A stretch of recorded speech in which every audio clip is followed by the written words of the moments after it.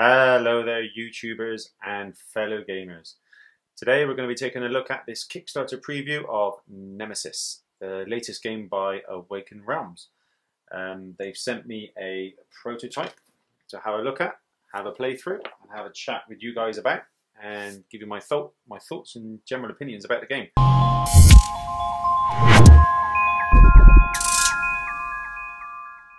What is Nemesis? So Nemesis is a sci-fi horror survival game for 1 to 5 players, where your main objective is to basically stay alive. So it's a bit like the original Alien film. The theme of Nemesis is heavily nodding towards or winking towards Alien and Aliens from the 70s and 80s, which is no bad thing because those films are absolutely tremendous. So if you're a fan of those films or that theme in general, you're probably going to be wanting to get in on this game. There's a lot of things like eggs in queens and intruders, which look surprisingly like a xenomorph, and you can become infected or facehuggers, things like that. So there's lots of stuff which is nodding towards Alien and Aliens.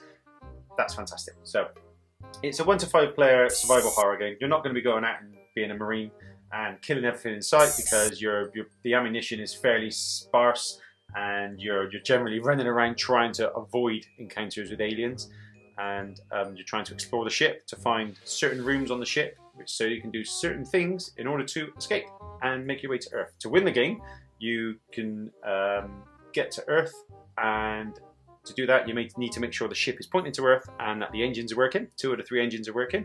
If you've got on your objective card, it will say something else as well. Like my objective card when I played through was I needed to make sure player 1 was dead, and I also needed to make sure I could send a signal and escape to Earth. So there was something else for me to do in order to win the game in that way. You can just win the game by escaping to Earth. Easy enough, because the ship has got a clock. Not the ship, the game has got a clock. You'll be in time. There's a hyperspace jump going to happen in 15 turns. The ship counts down and is going to jump to hyperspace, and if you've not done what you needed to by then, or you're not in the hibernatorium by then, it's going to jump to wherever the ship's pointing if you haven't managed to find that out, and you may lose because of that. There's various ways to win. Some of the objective cards require you to have an egg, or have an embryo, or a specimen, or all sorts of things. Lots of ways to win. Awaken Realms have done a couple of Kickstarters that I'm aware of before this. The ones that I looked at, which was Lords of Hellas, which was miniatures, and there was this War of Mine, which also had miniatures, minimum amount of miniatures, but it did come with some stuff like that as well. I'm a backer of this War of Mine, so I've got the box. To be fair, the components were really good. The miniatures in this War of Mine could have been better. I think it was the plastic they used, or the resin they used, so that we lost some detail on the miniatures from the drawings that they proposed. But you've seen the miniatures. You can look at the miniatures on screen now. But obviously, when you're looking at these miniatures, you can see that they've upped their game a bit. So I'm not going to talk to you about setup, because that's been done. So I'm going to talk to you about a few things which I find important when I'm deciding whether I'm going to back a Kickstarter game.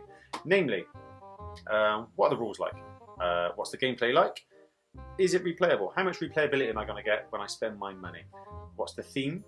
The game logistics. So how much space is this game going to take up on my shelf? Or is it going to be a massive box like Mechs vs Minions? Or is it going to be a manageable box where it fit in most people's collections with no problems? It's going to be setup time as well. How long does this game take to set up, and how long does it take to tear it down? How much space do you need to play the game? Quality of the components, and overall value for money. So first things first, we're going to talk about setup. So setup took me probably 15 minutes to 20 minutes, something like that. It comes with the game map. You just roll the game map out. You shuffle every single deck, and you place the decks within reach of all players, ideally. And then you set up the intruder deck, whack it on the stuff. It's not a difficult setup, but first time round, obviously you'll be digging into the rules quite a lot, and you'll be trying to figure out what goes where and who gets what. So setup time was about 15 to 20 minutes. It was okay. It was fine. Putting the game away, again, you're reordering decks, so probably putting the game away will probably take 15 minutes as well, assuming that if you want to get everything back in the right place and get all your tokens and chits in the right areas and stuff like that. Because if you're like me, I like to have compartments for every single thing. So putting the game away will probably take a quarter of an hour. So set up a quarter of an hour, put it away quarter of an hour, something along those lines. So it's not a massive thing. The rules, so I use the rules. Obviously this is prototype, so everything you're looking at is prototype, all subject to change, and probably will all improve after the Kickstarter. The rules they sent me were need a bit of work because it's a prototype, so they've given me the basic stuff to try and get the game going. I had to ask the developer a couple of questions, and I've been watching a few videos of the other guys who have made playthroughs and setup videos, so I had to watch those videos in order to figure out how to set the game up and play the game. I would imagine, knowing Awaken Realms, that their quality is only going to go up with the rules itself, so the rules will be better by the time you're going to get the game in hand. So the rules need work. There are some typos and some translation problems, but that's only going to get better. Replayability. So once, twice, multiple plays. I think you're going to get multiple plays from this, because the ship configuration changes every time you play it. So the rooms are in different places, different locations. The engine states change every time you play it. The coordinates of the ship change every time you play. You can choose between the 5 heroes, and the 5 heroes of different starting items. There are decks and decks of items that you can search for in rooms. So, and the rooms themselves change every time. So one game the room might be on fire. Next time the room could be broken, which means it needs to be fixed, and which means you need to fix it with a specific item or something along those lines. And obviously the aliens change every time you play. When you roll your dice for noise, the aliens change location. They appear in different places. So all of it's changeable, and it's quite a dynamic thing where every time you play, lots of things have changed from the previous time you played. So replayability is going to be there as long as you can get the theme and get the right group, and they want to dive in. You're going to get some replayability. Downtime, I had a little bit of AP because we were digging into the rules a lot. So we had a bit of downtime where you're saying, oh, hang on, let me just check, and you're trying to figure out what the rules mean. And sometimes I even had to dive away and look at a video to check what somebody else did in the situation I was in. That will get better with the rules. So downtime, probably, I don't think it'd be too bad, because you've only got 6 cards in your hand, and obviously you discard cards to do things. So and if you haven't got enough cards in your hand, when something bad happens, you generally get punished. So you probably only want to play 2 to 3 cards at most per turn, in order that you don't get punished when something bad happens. Because it always says, if you have less than 4 cards in your hand, or if you have less than 5 cards in your hand, this happens. So ideally you probably want to keep your hands a bit higher, which means you don't really do a lot on your turn. So it could go fairly quick. In our experience, we kind of burned through our cards because we didn't realise that at the start. So we were doing something, and there was a little bit of downtime. So is it impossible to win gameplay? We lost, we died, because we got swarmed, and the aliens just kept coming and coming because we were rolling for noise, and we got unlucky because it was a dice roll. So I don't think it's impossible to win, because one of our players actually did their objective card, completed their objective card by turn 4, and it doesn't jump into hyperspace until turn 15, and so that means from turn 4 to turn 15 they had nothing to do. So he was trying to stay alive, basically just run around and stay out of trouble. In theory, I think he could have just ran to a room where there was no aliens and hidden there. Theme is good.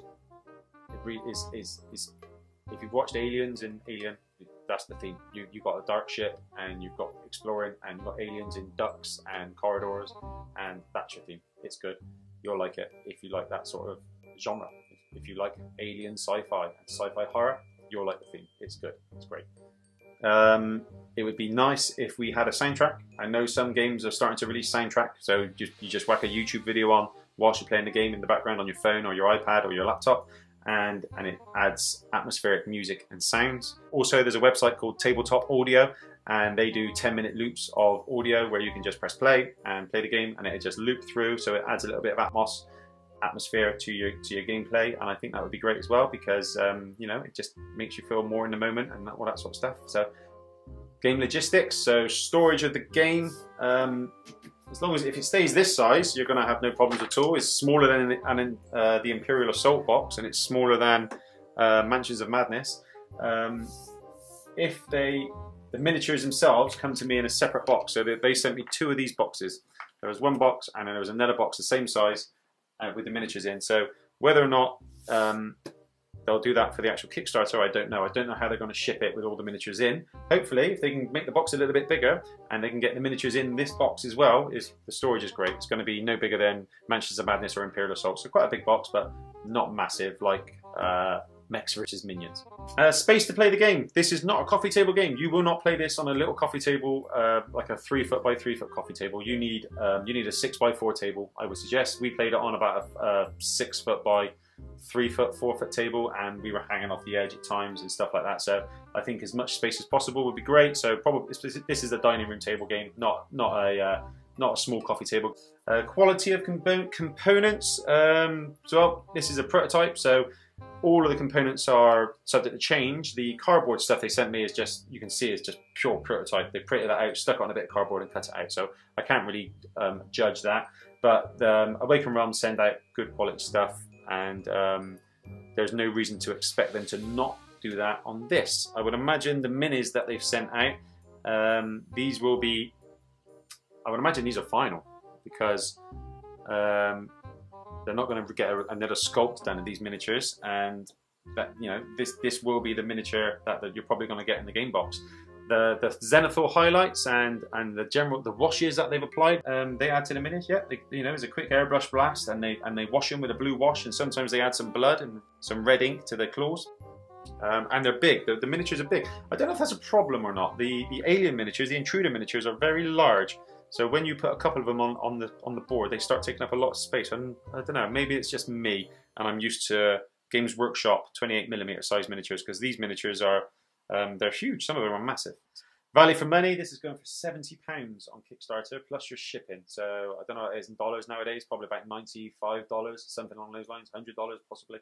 But this is £70. If you back early, you get a discount. I think if you back in the first 24 hours, you're going to get a discount on your purchase. I think it's going to be worth your money. There's no reason not to think it's not worth the purchase price. I would be happy to pay £70. I'm gonna back, and I'm gonna make sure that I get the game as well. So yeah, I think go for it. You're gonna get good quality stuff from Awaken Realms. It's all good.